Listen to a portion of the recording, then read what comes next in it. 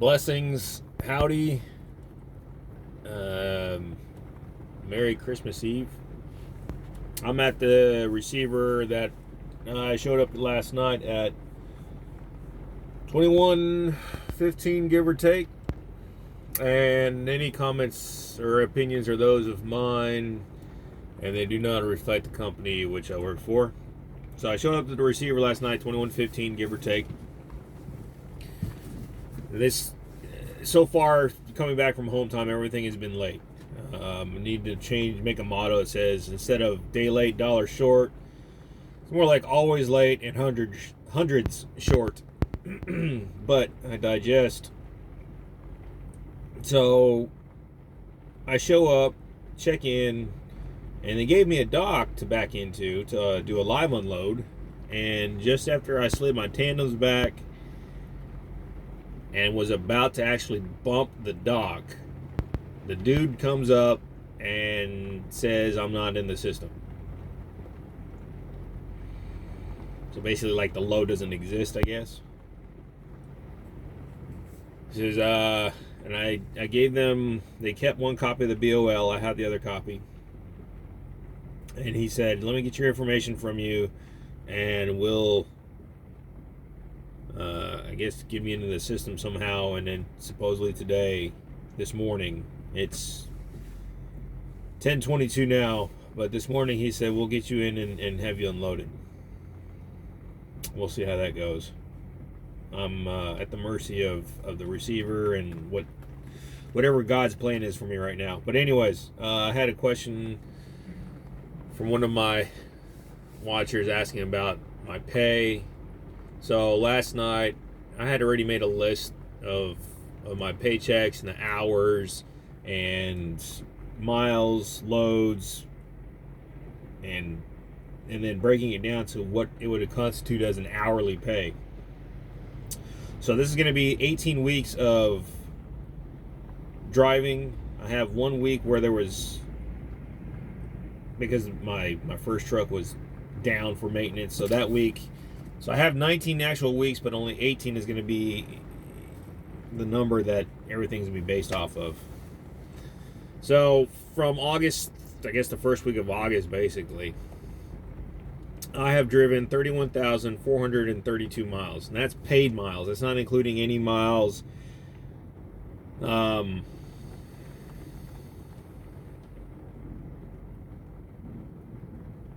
that I drive on my own, or any other sidetrack miles or any type of detour miles. That's point to point, zip code to zip code. So if, for instance, the zip code, wherever it is, and the delivery is on the opposite side of that zip code from wherever, I don't get paid, say that's another 3 or 4 miles to go after I get into that zip code. That's unpaid. It doesn't go based on any type of, point to point, pick up to delivery, things like that. It's zip code to zip code. So if you have to drive another 3 or 4 miles into that zip code to get to your destination or whatever, you're not getting paid for it. So 31,432. That equates down to, on average, 1,746 miles a week. My highest week was 2,525 miles, and my lowest week, and I think this is because I was just coming off of or going on to home time, was 415 miles. So it varies. The median is 1,470, if anybody cares for the median. Number of loads. I have completed 50 loads thus far, being solo OTR. That equates to 2 3/4 loads a week. My highest being 4 loads and the lowest being 1 load. Okay, so my hours, driving hours. It totals out to 632 hours of actual driving time. That equates to 35, just a little bit over 35 hours on average a week. The highest I've had was 52 hours in a week, and the lowest was 15. I did not tally up my on-duty not driving time, because that's unpaid time. There's no reason. But I can give you my total driving and on-duty time, basically being on the clock time, basically, is what that is. So total for 18 weeks was 852 hours, and that average is about 47, a little over 47 hours a week. The highest I had was 65 and a half hours, and the lowest was 18 hours. So that's, like I said, if you clock in to do pre-trips, checking in at the receiver, waiting for a breakdown issue. What else was there? Fueling, pre-trip, post-trip, fueling, waiting at the receiver, checking in at the receiver, shipper, whatever, things like that. I do have the bonus thing in here, but I'm not using that. I'm not including the bonus, which is the 1 cent per mile for those 3 categories, being if you had any critical events or accidents, that's one category. If you're late, being late is another category, and then the other category was watching the videos, the safety videos, doing your daily 5s and your commitments. So those are the 3 topics. You can get 3 extra cents per mile every month if you satisfy those, and it's a bonus. So I'm not using that in my calculations for how much I'm getting paid, but it will come into effect when I get to my net pay, because I didn't feel like trying to subtract it all out and everything. So for base pay, driving every week, not including the bonus, I'm averaging $781, and that's just for driving hours.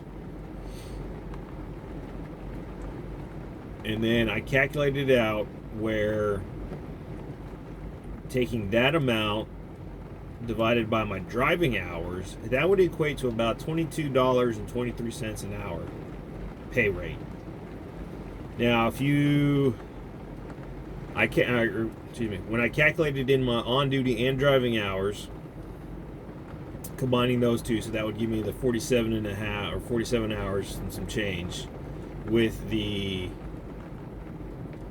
driving cost, $781. That equates to $16.52 an hour. So that's basically anytime I'm on the clock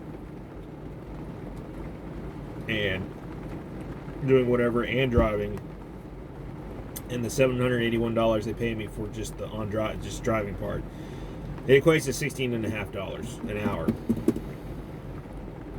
So, I mean, take that how you will, but I mean, I'm averaging, before taxes, gross, not including bonus, $781 a week. Now, after you include the bonus, you take taxes out, you take all that other stuff out that they take out, and medical stuff, I am bringing home on average $706.93.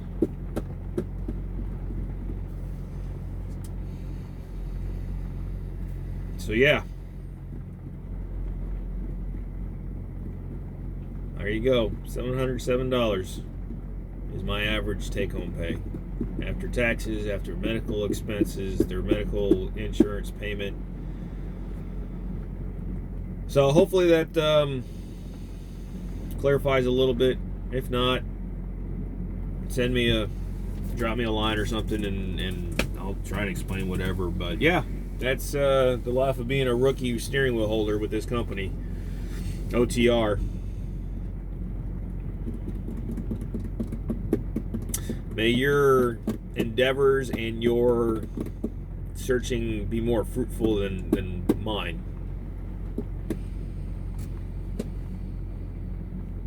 Maybe I'll get offloaded today so I can get to the next job before tomorrow.